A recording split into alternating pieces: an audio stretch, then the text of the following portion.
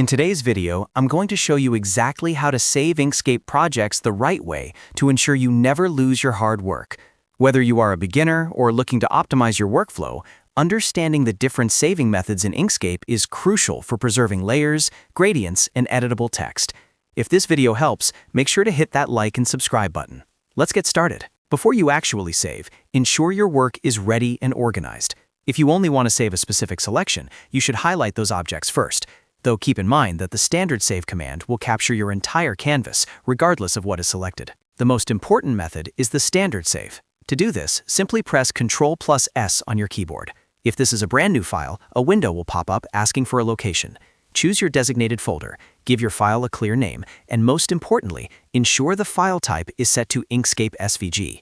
You should always save as an Inkscape SVG while you are actively working, because this specific format keeps your layers and effects fully editable for next time. Once you have named it, click Save. Next, let's talk about method 2, which is the Save As command. By pressing Ctrl+Shift+S, you can save a new version or an incremental backup of your project.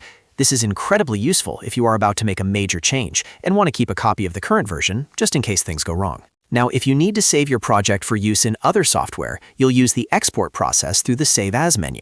Again, press Ctrl+Shift+S, but this time, look at the Save As type drop-down menu. If you are working with CNC machines or lasers, you will want to select Desktop Cutting Plotter or AutoCAD DXF. For professional printing, choose Portable Document Format or PDF.